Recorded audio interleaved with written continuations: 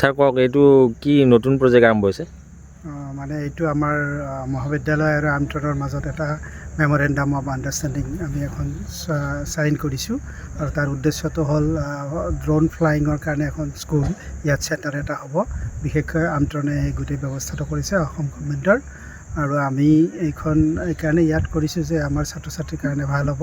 প্ৰথম কথা হ'ল যে এই ড্ৰোন ফ্লাইঙৰ যিটো টেকনিক বা তাত যদি কৌশলটো অৱলম্বন কৰে ছাত্ৰ ছাত্ৰীসকলে তেওঁলোকৰ ভৱিষ্যতে চাকৰি বাকৰি নাইবা বিভিন্ন কাম কাজ কৰিবলৈ সুবিধা হ'ব। আৰু ড্ৰোনৰ ইয়াৰ যোগেদি আমাৰ ছাত্ৰ ছাত্ৰী বা এই অঞ্চলৰ ল'ৰা ছোৱালীবিলাকৰ উপকৃত হ'ব, তেওঁলোক উপকৃত হ'ব। ইয়াৰ যোগেদি এগ্ৰিকালচাৰ নাইবা প্ৰতিৰক্ষা বিভাগ নাইবা বিভিন্ন ধৰণৰ বা ফ্লাড বা ৱেডাৰ এই সকলোবিলাক কথাই তেওঁলোকে বেছি ভালদৰে জানিব, স্কিল তেওঁলোকে লেবাৰ হিচাপে হ'ব পাৰিব। এই অঞ্চলৰ ল'ৰা ছোৱালী ছাত্ৰ ছাত্ৰী সকলোৱে ইয়াত অংশগ্ৰহণ কৰিব পাৰিব।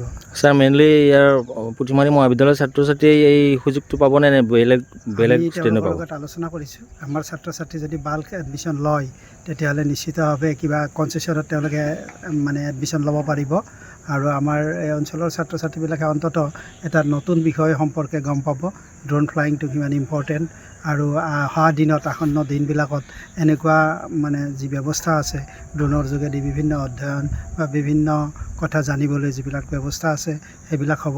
আৰু ছাত্ৰ ছাত্ৰীসকলে যদি এইটো ভালদৰে শিকি লয় তেওঁলোকে যি চাৰ্টিফিকেট পাব সেই চাৰ্টিফিকেটৰ যোগেদি ইনষ্ট্ৰাক্টৰ বা মাষ্টাৰ ইনষ্ট্ৰাক্টৰ এইবিলাক চাকৰিও তেওঁলোকে কৰিব পাৰিব বা তেওঁলোকৰ কাৰণে এটা সংস্থাপনৰ ব্যৱস্থাও হ'ব।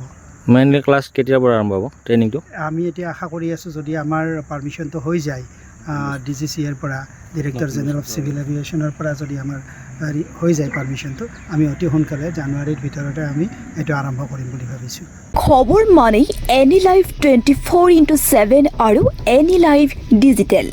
যিকোনো খবৰৰ বাবে যোগাযোগ কৰক 9387734920 আমাৰ এই নম্বৰত।